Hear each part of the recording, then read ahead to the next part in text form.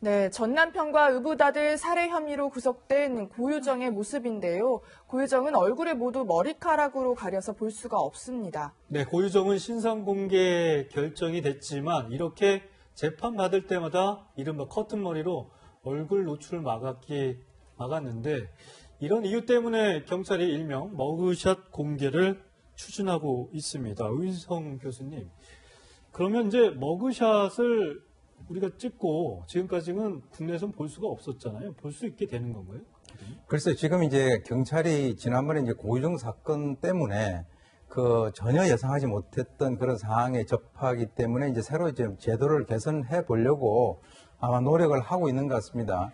사실 우리나라 같은 경우는 이제 이전에 뭐 온보현 사건이니 지존파 사건 전부 다 얼굴 다 공개했잖아요. 예. 네. 그러다가 이제 미양 여중생 사건 때 이제 이것이 좀 신상 공개가 이거는 인권 침해다라고 하는 인권위원회 결정에 따라서 그렇게 해오다가 2009년도 강호순 사건 때 왜 저렇게 흉악범 얼굴 가려주느냐 그래가지고 2010년도에 이제 그 특강법에 의해서 그동안 공개를 해왔는데 지금까지 공개해온 사람이 21명입니다. 네. 예, 근데 이제 고유정 사건 때 이제 저런 식으로 했기 때문에 경찰이 저거 머리카락을 이렇게 거둘 수는 없는 거예요? 저게 왜 그러냐면은 신상 공개를 적극적으로 하려는 조치를 해서는 안 된다라고 하는 경찰 수사 홍보 규칙 16조 때문에 그런 거예요. 아, 예. 그러니까 어떻게 보면 수사기관에 있어서의 규정이 현행법의 집행을 갖다 막는 그런 상황이 됐는데 지금 어떻게 보면 아이러니하게 이 고유정이 때문에 새롭게 이제 제도 보완이 되는 것 같습니다. 그래서 이제 경찰청에서는 이 법무부에다가 그러면은 이 머그샷을 이렇게 공개하는 것이 가능하냐라고 이제 물어봤는데 그거는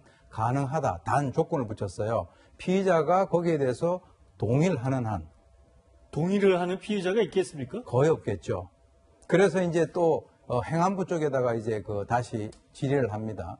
그렇게 해가지고 현재 나와 있는 주민등록증이라든가 그리고 운전면허증을 활용할 수 있느냐라고 하니까 거기에서는 유권 해석에 법적으로 문제가 없다. 이렇게 얘기를 하고 있거든요. 그래서 지금 경찰은 인권위원회라든가 이런 여러 가지 어떤 기관과 협조를 통해 가지고 규정을 보완을 하고 난 이후에 시행할 것으로 보입니다. 네.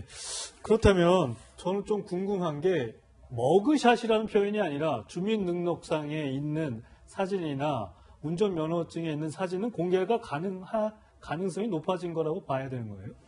높아졌다고 봐야 되겠죠. 왜 그러냐면 행안부에서 그걸 주관을 하고 있는데 유권 해석을 통해 가지고 별 문제가 없다라고 얘기를 하고 있으니까 지금 이제 두 가지 그 사항이 우리가 예상이 되는데 하나는 고유정 같은 경우는 절대 네. 동의를 하지 않을 것이고 지난번에 그 장대호 사건이 있었지 않습니까? 그렇죠. 예. 그런 경우는 아마 동의를 할 수도 있다라고 저는 봅니다. 그래서 이제 사람에 따라서 어떤 사람은 되고 어떤 사람은 안 되기 때문에 지금 아예 그렇다면은 말씀하신 대로 운전면허증이라든가 주민등록증을 가지고 공개를 하는 그런 쪽으로 앞으로 진행이 될 것 같은데요.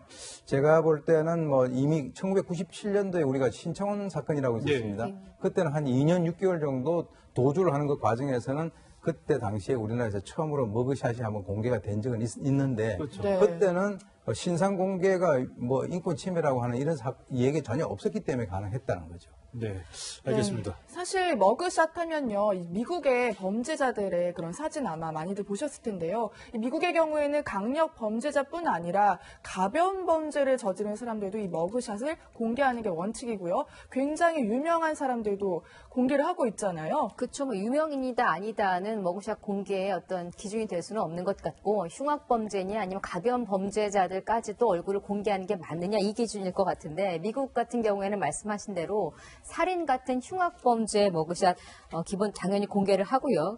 상대적으로 살인보다는 좀 가볍다고 할 수 있는 폭행시비나 음주운전 같은 범죄를 저질러도 머그샷 공개를 합니다. 예. 연예인들 같은 경우에도 우리가 아주 유명한 사람들 몇 명만 꼽아드리면 빌 게이츠 지금 빌 게이츠 사진이 나오고 같은 있는데요. 경우에는 어렸을 때 청소년 시절 사진이기는 22살 합니다만 때. 그 당시에 과속 운전을 무면허 과속 운전을 해서 이때 머그샷을 찍었던 사진이 아직까지 남아 있고 그런데 지금 저는 지금 보니까 휘브렌트, 머그샷을 휘브렌트 찍는데 찍네요. 표정들이 이렇게, 밝죠. 웃음을 이렇게 미소를 살짝 머금고 지금 있기도 말씀드린 하고요. 게 아마 그러니까 무면허 음주운전 상대적으로 살인보다는 가벼운 범죄라고 말씀을 드렸잖아요. 네. 그러니까 저렇게 밝은 모습이 이해가 안 될 수도 있겠습니다만 연예인들이나 유명인들 같은 경우에는 저런 지금 휴그랜트 같은 경우에는 성매매 혐의로 당시에 머그샷을 찍었고 로버트 다우니 주니어는 마약 혐의로 사진을 찍은 적도 있고 조금 전에 웃는 사진 이상한 거에 한 단계 더 나간 연예인을 한 명 더 소개해드리자면 저스틴 비버 같은 경우에는 자신의 머그샷을 자신의 SNS 계정에 자신 스스로 공개했던 적도 있어요. 그러니까 네. 머그샷 자체에 대해서 굉장히 거부감이 있지는 않는 이런 상황도 있고 영국 같은 경우에 좀 특이점을 말씀을 드리자면 미성년자인 경우에도 흉악범죄에 한해서는 미성년자 머그샷도 공개를 합니다. 사실 이런 머그샷을 공개하는 이유가요, 오 교수님. 이 강력 범죄를 저지른 사람에 대한 어떻게 보면은 이 강력한 또 추가적인 처벌일 수도 있고 이런 사람은 나중에 또 이 감옥에서 나오더라도 조심해야 된다 뭐 이런 의미도 있는 거라고 봐야 되는 거 아닌가요? 그게 이제 범죄 예방에 두 가지가 있습니다. 특별 그 예방 효과가 있고 일반 예방 효과가 있는데 그 특별 예방 효과라고 하는 것은 그 사람에 대해서 이제 어떤 그 예방적인 효과가 있는 것이고요. 일반 예방 효과라고 하는 것은 그런 것들을 보는 사람들이 우리가 저렇게 하기 때문에 죄를 저질러서는 안 되겠구나라고 하는 그런 것인데 네. 지금 이제 이것을 즉 그 신상 공개를 반대하는 측에서는 그런 흉악범들 같은 경우는 아예 나와서 이제 그 돌아다닐 일이 없으니까 얼굴 공개하는 게 의미가 없다라고 하는데 요즘에 꽤 많은 사람들이 지금 이제 무징역을 받는다 하더라도 네. 가석방돼서 나오는 그런 경우가 있거든요. 이춘재 같은 경우도 지금 이제 정상적으로만 됐었으면 아마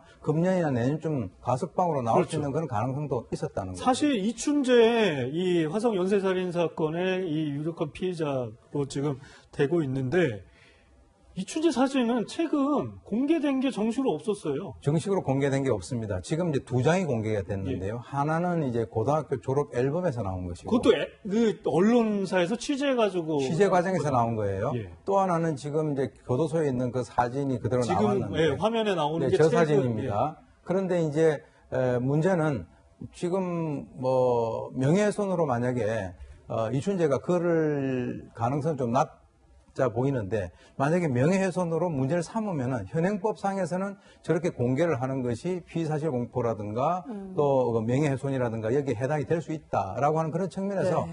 경찰이 이제 머그샷 또는 뭐 운전면허증, 주민등록증을 공개를 하겠다라고 하는 것은 뭔가 합법적인 그런 측면으로 이제 접근을 하고 있는 것이 아닌가 생각이 듭니다.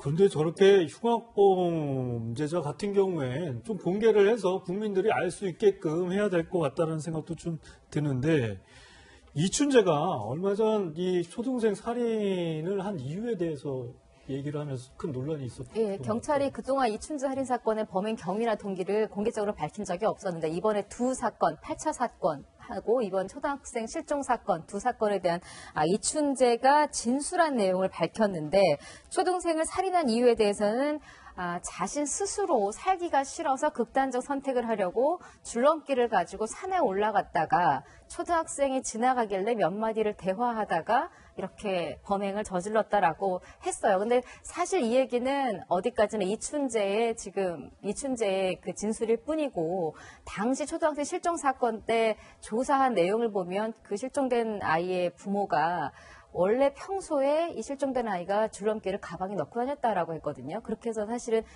그 줄넘기가 범행에 이용된 줄넘기가 초등학생 것이라고 그동안 추정을 해왔었는데 이춘재가 자신이 준비한 줄넘기를 가지고 올라갔다가 자신의 줄넘기를 이랬다라는 것 자체가 사실은 조금은 매칭이 안 되는 부분이 있기 때문에 예. 아직 경찰은 지금 밝힌 내용은 이춘재의 진술일 뿐 이게 진실은 아직 밝혀진 것은 아니다라고 밝히고 있습니다.